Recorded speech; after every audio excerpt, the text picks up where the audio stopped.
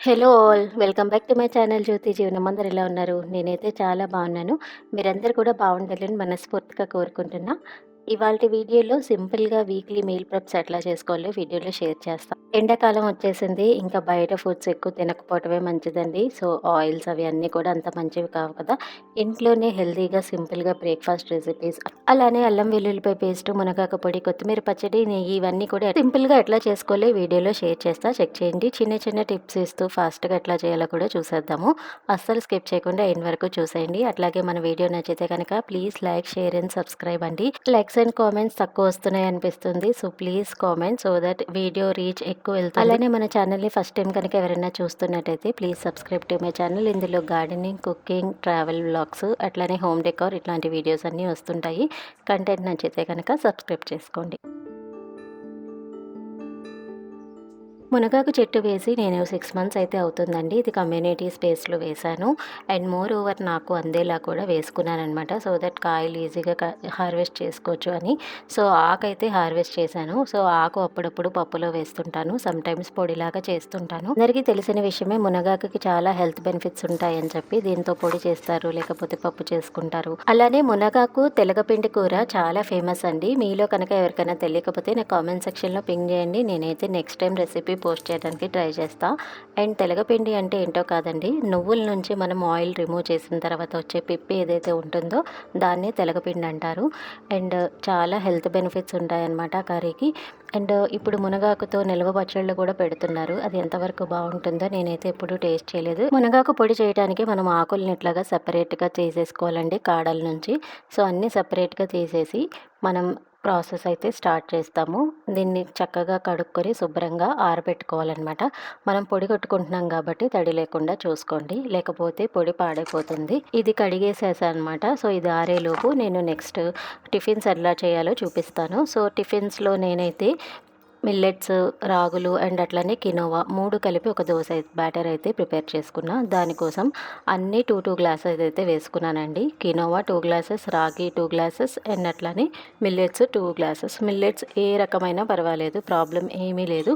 And అట్లాగే అవి 6 glasses అయినాయి కదా! మినపప్పు ఒక 2 గ్లాసెస్ వేసుకొని, సో, మొత్తం ఇట్లా మిక్స్ చేసుకొని వాటర్‌తో బాగా శుభ్రం చేసుకొని అండ్ మనం 12 అవర్స్ అయితే నానబెట్టాలి. సో, మీరు నైట్ వేసుకుంటే కనుక మార్నింగ్ రుబ్బుకుంటే సరిపోతుంది.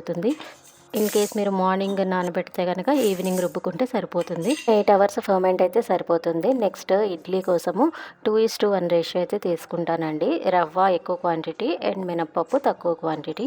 సో, 2 గ్లాసెస్ రవ్వ వేసుకున్నాను అనుకోండి, 1 గ్లాసు మినపప్పు అయితే వేస్తాను.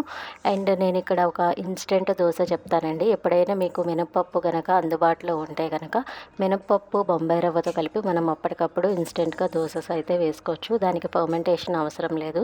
ఇన్స్టెంట్ ఏమీ కాదు. బట్ మినపప్పు ఉంటే కనుక మనకి చక్కగా దోసల్లా కూడా వేసుకోవచ్చు అనమాట.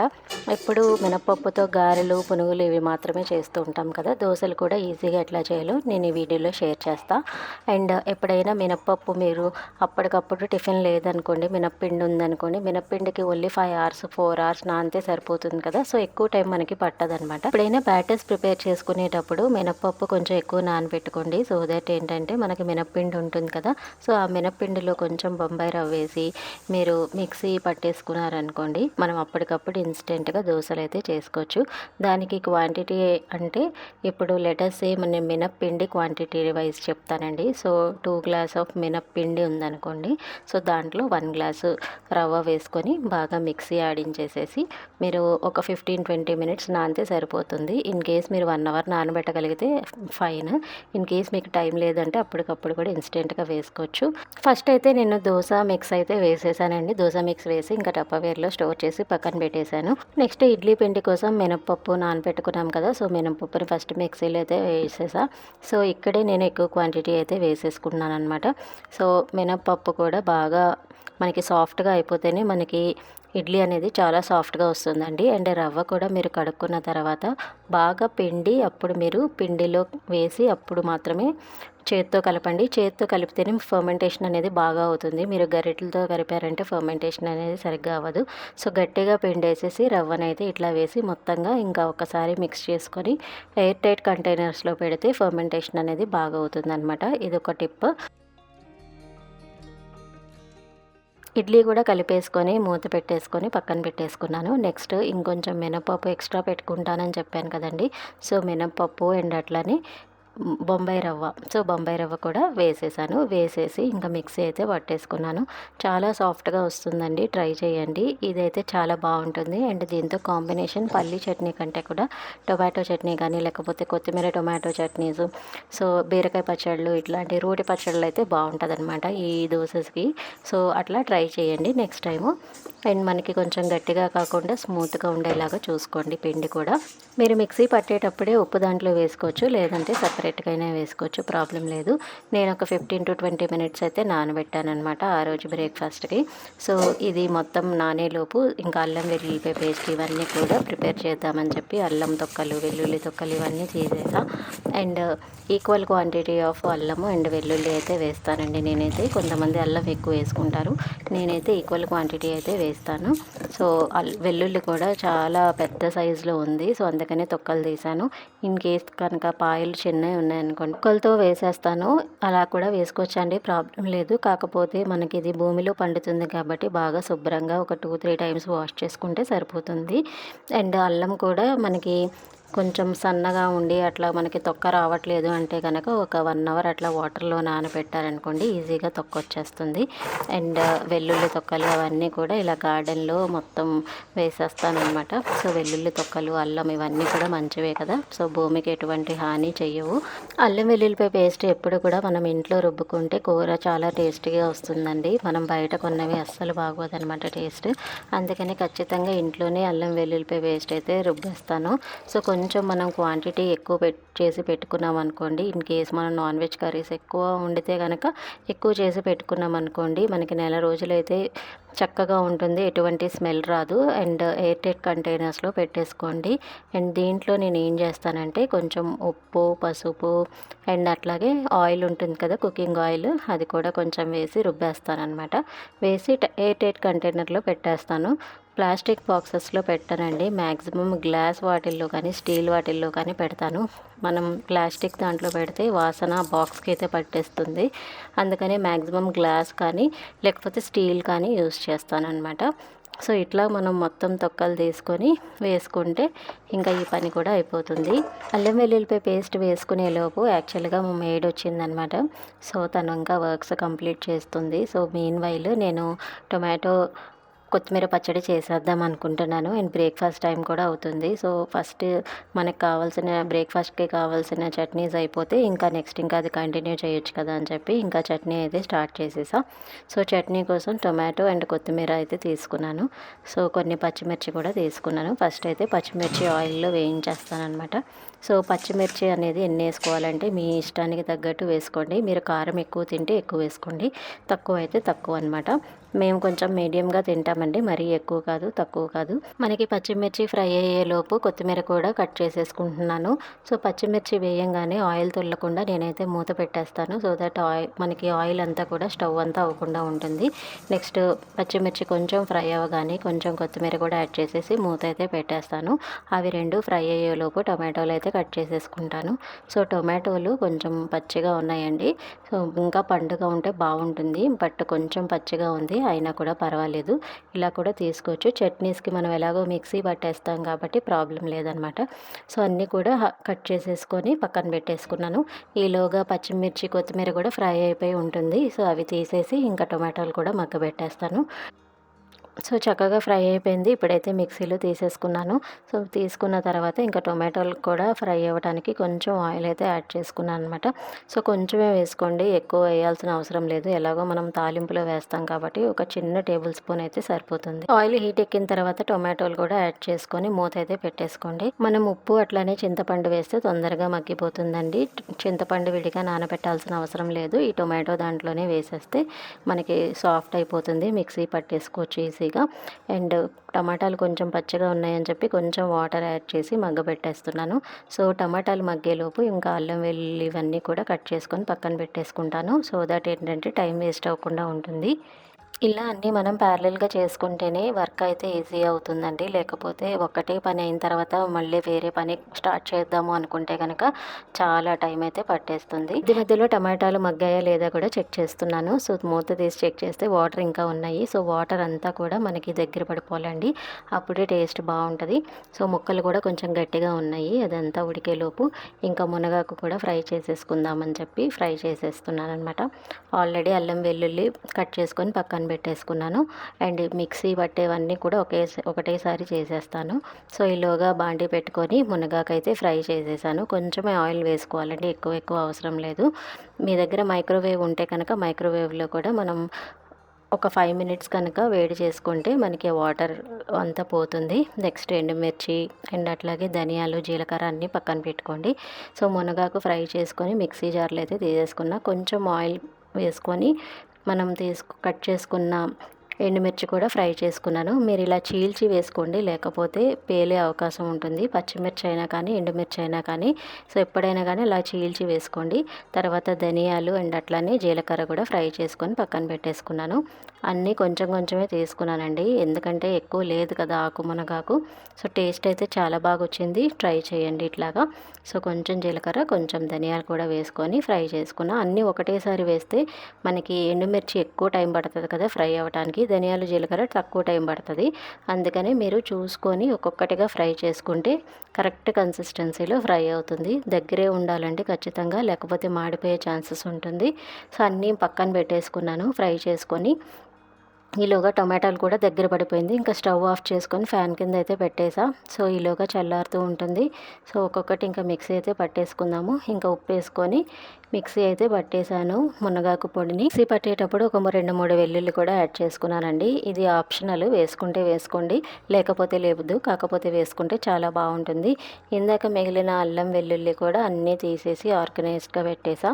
సో వెల్లుల్లి ఇట్లా పాయలు పాయలుగా ఉంచామనుకోండి మనకి తొందరగా పాడైపోతుంది. పాయలన్నీ విడదీసి 1-2 రోజులు ఎండలో కనుక పెట్టారనుకోండి బాగుంటుందన్నమాట. ఎక్కువ నాళ్ళు స్టోరేజ్ ఎక్కువ ఉంటుంది. ఇందాక మనం టొమాటోలు మగ్గబెట్టుకున్నవి కూడా చల్లగా అయిపోయిందండి. సో ఇవన్నీ మిక్సీలో వేసేస్తాను ఇప్పుడు ఒక్కొక్కటి. సో ఫస్ట్ అయితే టొమాటో కొత్తిమీర పచ్చడి అయితే మిక్సీ పట్టేస్తున్నాను. సో ఏం లేదండి, దీంట్లో ఎటువంటి వాటర్ వేయక్కర్లేదు. ఎందుకంటే కొంచెం లూజ్గా కావాలి కన్సిస్టెన్సీ అంటే కనుక టమాటాలు మగ్గబెట్టుకునేటప్పుడే కొంచెం వాటర్తో దించేసేయండి. నాకు అంత అవసరం లేదు. మరీ గట్టిగా ఉండొద్దు, అట్లాగని మరీ లూజ్గా ఉండకూడదు. సో మీడియంగా ఉంచేస్తాను నేనైతే. సో దీన్నన్నిటిని మిక్సీ పట్టేసుకొని ఇంకా తాలింపు అయితే వేసేసుకోవడమే. అండ్ టేస్ట్ చాలా బాగుంటుందండి. సో తాలింపు వేసుకునేటప్పుడే మనం వెల్లుల్లి దంచి కొంచెం తాలింపులు వేసుకుంటే టేస్ట్ బాగుంటుంది. కొంతమంది డైరెక్ట్గా మిక్సీ పట్టేస్తుంటారు వెల్లుల్లిని, నేనైతే తాలింపులో వేస్తాను. అండ్ మునగాకుని పొడి కూడా మిక్సీ పట్టేసుకున్నాను. సో అన్ని మిక్సీ పనులు ఒకసారి పెట్టేసుకున్నాం అనుకోండి తొందరగా అయిపోతుంది. మునగాకు పొడి కూడా ఎయిర్‌టైట్ కంటైనర్‌లో పెట్టేస్తే మనకి ఆ స్మెల్ అనేది పోకుండా ఉంటదనమాట. కారప్పొళ్ళు అంతేనండి, ఎప్పుడైనా కానీ మీరు ఎయిర్‌టైట్ కంటైనర్స్‌లో పెట్టేసుకోండి. సో స్మెల్ అనేది మనకి బావుంటదనమాట తినేటప్పుడు. అండ్ నెయ్యిలో వేడి వేడి అన్నంలో ఈ పొడి గనక కలుపుకొని తింటే చాలా అంటే చాలా టేస్టీగా ఉంటది. అండ్ చాలా హెల్తీ కూడా. అండ్ ఇది కూడా పక్కన పెట్టేసుకున్నాను. అండ్ ఇంకా నెయ్యి చేయాల్సింది ఉందండి. సో నెయ్యి చేయాలి అండ్ అల్లం వెల్లుల్లిపాయ ముద్ద కూడా వేసుకోవాలన్నమాట. సో టిఫిన్కి లేట్ అవుతుంది కదా అని చెప్పి ఇంకా నేను తాలింపు అయితే వేసేసాను. సో తాలింపు కోసం వెల్లుల్లిని దంచి పక్కన పెట్టేసుకున్నాను. సో కొంచెం ఆయిల్ వేసుకొని దాంట్లో దంచిన వెల్లుల్లి అట్లాగే జీలకర్ర, ఆవాలైతే వేసేసా. యాక్చువల్‌గా కరివేపాకు వేయాలండి, బట్ కరివేపాకు ఇంట్లో లేదు. యాక్చువల్‌గా కరివేపాకు చెట్టు ఇంట్లో 2 టైమ్స్ వేసానండి. 2 టైమ్స్ కూడా చనిపోయింది. రీజన్ ఏంటో తెలియలేదు. సో కరివేపాకు కొంతమందికి పెరగదు అని చెప్పి అంటుంటారు. అది ఎంతవరకు నిజమో నాకు తెలీదు. బట్ నేను మళ్ళా ట్రై చేస్తాను. ఈసారి పాట్‌లో పెడదాం అనుకుంటున్నా. చూద్దాము ఈసారి ఎలా వర్కౌట్ అవుతుందో. నెక్స్ట్ ఇంకా పచ్చడి కంప్లీట్ అయిపోయింది. సో ఇంకా దోసలు కూడా ప్రిపేర్ చేసేద్దాం అనుకుంటున్నా, ఎందుకంటే టిఫిన్ లేట్ అయిందని చెప్పా కదండి. సో టిఫిన్ కోసం నేను ఇందాక బొంబాయి రవ్వ అలాగే మినపప్పు కలిపి పెట్టుకున్నానని చెప్పాను కదా. సో అది 15-20 మినిట్స్ నానింది. దాంట్లో ఇంకా ఉప్పు వేసుకొని దోసలు అయితే వేసేసుకున్నాను. సో దోసలు కూడా చాలా బాగా వస్తుందండి, మనకి అస్సలు విరగదు. మీకు అస్సలు డౌట్ పడాల్సిన అవసరం లేదు. ఇలా అయితే ఒకసారి ట్రై చేయండి. ఇంట్లో కనుక మినప్పిండి ఉంటే కనుక సో, కొంచెం ఆయిల్ అయితే వేస్తున్నా. ఎక్కువ ఆయిల్ వేయనండి. ఎందుకంటే ఆల్రెడీ అది నాన్ స్టిక్ ప్యాన్ కదా! మనకి ఆయిల్ వేయకపోయినా కూడా ఈజీగా వచ్చేస్తది పెనం నుంచి. కాకపోతే కొంచెం టేస్ట్ కోసం లైట్‌గా వేసామంటే వేసాము అన్నట్టు వేయాలనమాట. సో, దీంతో కనుక రోటి పచ్చళ్ళు కాంబినేషన్ ఉంటే చాలా చాలా టేస్టీగా ఉంటుంది. ప్లాన్‌లో డ్రై ఫ్రూట్ లడ్డు కూడా ప్రిపేర్ చేయాల్సింది ఉందండి. బట్ టైం అయితే కుదరలేదనమాట. సో, నెక్స్ట్ టైం ప్రిపేర్ చేద్దామని అనుకుంటున్నా. బట్ ఇంగ్రీడియెంట్స్ కూడా కొన్ని లేవు. అందుకనే కూడా ఇంకా స్టాప్ చేసేసాను ఆ ప్లాన్. అండ్ నెక్స్ట్ ఇంకా బ్రేక్‌ఫాస్ట్ చేసేసిన తర్వాత ఇంకా మీగడ ఉంది కదా! సో, దాంతో నెయ్యి చేద్దామని చెప్పి అనుకుంటున్నా. సో, మీగడ నేను పాల మీగడ కన్నా కూడా పెరుగు మీగడ తీస్తాననమాట. సో, పెరుగు మీగడ చాలా బావుంటదండి నెయ్యికి టేస్ట్. సో, అందుకనే ఎక్కువ పెరుగు మీగడతోనే చేస్తుంటాను నెయ్యి. పెరుగు తోడుకున్నాక పెరుగు మీద మనకొక లేయర్ థిక్ లేయర్ ఫార్మ్ అవుతుంది కదా! అదే మీగడ అనమాట పెరుగు మీగడ. సో, ఆ మీగడని నేను డైలీ స్టోర్ చేసుకుంటానండి. సో, డైలీ తీసి నేను మళ్ళీ డీప్‌లో పెట్టేసుకుంటాననమాట ఆ బాక్స్‌ని. మనం నార్మల్ ఫ్రిడ్జ్‌లో పెట్టేస్తే పాడైపోయే ఛాన్సెస్ ఉంటది. అందుకనే మనం ఎప్పుడు కూడా డీప్‌లో పెట్టేసుకుంటే ఇంకా బెస్ట్. మనం ఎప్పుడైతే నెయ్యి తీయాలి అని అనుకుంటున్నామో ఒక 2 అవర్స్ ముందు కనుక మనకు బయట పెడితే సరిపోతుంది. సో, మనం ఈ కన్సిస్టెన్సీ వచ్చేంత వరకు మనం మిక్సీ పట్టుకోవాలండి. సో, ఫస్ట్ క్రీమ్‌లాగా అయిపోతుంది. నెక్స్ట్ అలా మిక్సీ పడుతూ ఉంటే వెన్న అండ్ వాటర్ సెపరేట్ అయిపోతది. ఇట్లాగా సెపరేట్ అయిపోయినప్పుడు మనం స్టాప్ చేసేయాలనమాట. సో, ఇట్లాగా వాటర్‌నంతా తీసేసి వెన్నని మాత్రమే కలెక్ట్ చేసుకొని పక్కన పెట్టుకోవాలి. సో, దీన్ని చక్కగా వాటర్‌తో వాష్ చేసుకుంటే కొంచెం కాగబెట్టేసుకున్నాం అనుకోండి, ఇంకా నెయ్యి అయితే రెడీ అయిపోతుంది. చూసారా? సో, కడిగిన తర్వాత ఇంకా స్టవ్ మీద అయితే పెట్టేసా వెన్నని. సో, మనకి ఇది కలర్ మొత్తం చేంజ్ అయిపోయేంత వరకు మరగబెట్టాలనమాట. సో, మనకు కొంచెం కలర్ చేంజ్ అయ్యి మనకి మంచి స్మెల్ అయితే వస్తుంది. ఆ టైంలో ఇంకా స్టవ్ ఆఫ్ చేసేసుకోవడమే. సో, అది మనకి నెయ్యి అయ్యేలోపు ఇంకా అల్లం వెల్లిపాయ పేస్ట్ కూడా వేసేద్దామని అనుకుంటున్నా. దీంట్లో ఆయిలు, ఉప్పు అండ్ అట్లనే పసుపు కొంచెం వేసుకొని అంతా మిక్సీ పట్టేసుకోండి. సింపుల్ అండి. దీనికి మెజర్మెంట్స్ ఏమీ లేవు. చూసుకొని నార్మల్‌గా ఎంత అప్రాక్స్‌గా వేసేయండి అంతే సరిపోతుంది. సో, అల్లం వెల్లిపాయ పేస్ట్ కూడా కంప్లీట్ అయిపోతుంది. నెయ్యి కంప్లీట్ అయిపోయేలోపు. సో, దీన్ని ఈసారి స్టీల్ బాక్స్‌లో అయితే తీసేసుకున్నాను. అండ్ చెప్పాను కదండీ! స్టీల్ కానీ, గ్లాస్ కానీ పెట్టుకోండి. ప్లాస్టిక్ అయితే మనకి స్మెల్ అయితే పట్టేస్తుంది బాక్స్‌కి. ఈరోజు లంచ్‌కి ఇంకా దొండకాయ కూర అండ్ అట్లాగే పప్పు చేసేద్దాం అనుకుంటున్నాను. సో, మెయిన్‌వైల్ నెయ్యి ఇంకా కంప్లీట్ అవ్వలేదు. ఇంకా దొండకాయలు కూడా కట్ చేయడం స్టార్ట్ చేసేసాననమాట. సో, నేనైతే దొండకాయ ఫ్రై రెసిపీ ఏమీ చూపించట్లేదండి. జస్ట్ నెయ్యి ప్రిపేర్ చేసుకునేలోపు ఇది కంప్లీట్ చేసేస్తున్నానని చెప్పి జస్ట్ చూపించడానికి కట్ చేసింది చూపిస్తున్నాను అనమాట క్లిప్పింగ్స్. సో, దొండకాయలు కట్ చేసేలోపు ఇంకా నెయ్యి కూడా ఆల్మోస్ట్ కంప్లీట్ అయిపోవచ్చింది. చూసారా? కలర్ కొంచెం కొంచెంగా మారుతూ ఉంది. సో, ఈ కలర్ చేంజ్ అయ్యేటప్పుడే మనం ఇంకా స్టవ్ ఆఫ్ చేసుకొని పక్కన పెట్టేసుకోవాలి. యాక్చువల్‌గా మనకి కింద అడుగంటుతుంది కదండీ! పాల మీగడ కొంచెం ఎక్కువ ఉండేటప్పుడు మనకి ఎక్కువ వస్తుందనమాట. దాన్ని గోదావరి అంటారు. సో, దాన్ని కొంచెంమంది ఏం చేస్తారంటే షుగర్ వేసుకొని తింటూ ఉంటారనమాట. నేనైతే చెట్లకి వేసేసా. అండ్ నెక్స్ట్ ఇంకా కర్రీ కూడా ప్రిపేర్ చేయడం స్టార్ట్ చేసేసా. నెయ్యి కాగిన తర్వాత మనం గ్లాస్ జార్‌లో కానీ లేకపోతే ఏదైనా కంటైనర్‌లో తీసి పక్కన పెట్టేసుకోండి. ఇదండి ఇవాల్టి వీడియో. ఇది నా ప్రొడక్టివ్ డే అనమాట. సో, మ్యాక్సిమం పనులు ఈరోజే కంప్లీట్ చేసేసుకున్నాననమాట. సో, ఈ వీక్ అంతా కూడా ఆరాంగా మనకి టిఫిన్‌కి వాటికి ఆలోచించాల్సిన అవసరమే లేదు. So, yeah! ఇదండి ఇవాల్టి వీడియో. హోప్ మీ అందరికీ నచ్చిందనుకుంటున్నా. నచ్చితే లైక్, షేర్ అండ్ సబ్స్క్రైబ్ అట్లాగే కామెంట్ కూడా చేసేయండి. Thanks for watching my channel. Bye bye. Have a nice day.